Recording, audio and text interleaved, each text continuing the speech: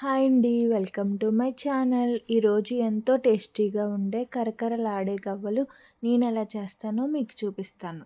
మైదా, పంచదార వాడకుండా ఓన్లీ గోధుమ పిండి, బెల్లంతో చేసిన ఎంతో హెల్తీ అయిన గవ్వలండి. ఇవైతే చాలా టేస్టీగా ఉంటాయి. తప్పకుండా మీరు కూడా ఒకసారి ట్రై చేయండి.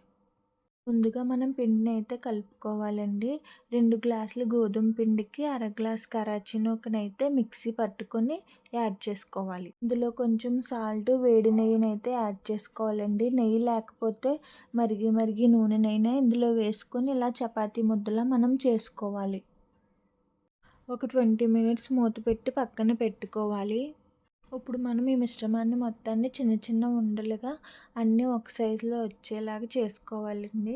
ఇలా చిన్న చిన్న ఉండలు తీసుకున్నాక వీటిని రౌండ్ షేప్లో చేసుకోవాలి. మనం అన్నీ ఒకే సైజులో ఉండాలండి. ఇలా చేసుకున్నాక వీటిని మనం గవ్వలు చేసుకోవడమే. మీ దగ్గర గవ్వలు చేసే చెక్క ఉంటే దాంతో చేసుకోవచ్చు.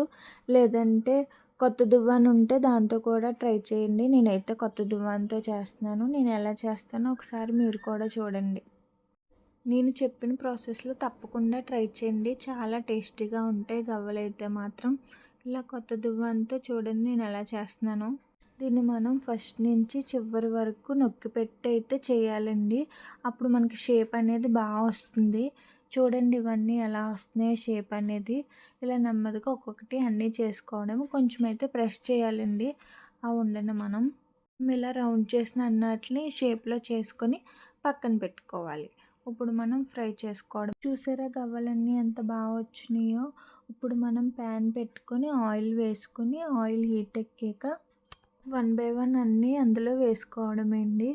అన్నీ వేసుకున్నాక కొంచెం మీడియం ఫ్లేమ్లో అయితే పెట్టండి. బాగా వేగాలి. లేదంటే లోపల పచ్చి పచ్చిగా ఉండిపోతుంది. సరిగ్గా వేగవు. చూడడానికి గవ్వలు చాలా బాగున్నాయి కదా. అన్ని షేప్స్ కరెక్ట్గా వచ్చినాయి. మీరు కూడా ఒకసారి ట్రై చేయండి. గవ్వలు బాగా ఫ్రై అయ్యాక ఇలా కలర్ చేంజ్ అయ్యాక తీసి పక్కన పెట్టుకోవడమే. బెల్లం పాకం పట్టుకోవాలి. దీంతో నిండుగా 2 డబ్బాలు బెల్లం అయితే తీసుకున్నాను. ఇందులో కొంచెం వాటర్ని యాడ్ చేసుకోవాలి. ఈ బెల్లాన్ని బాగా మరగనివ్వాలి. ఇది ఉడికేటప్పుడు మనకు బౌల్లో వాటర్ తీసుకొని అందులో ఈ బెల్లాన్ని యాడ్ చేసి చూడాలి. ఇది కొంచెం ఇలా చేత్తో అనేటప్పుడు జెల్లీలా అవ్వాలండి. అప్పుడు మనం ఇందులో ఒక 2 స్పూన్స్ నెయ్యి, కొంచెం యాలక్కాయల పొడి అయితే యాడ్ చేసుకోవాలి.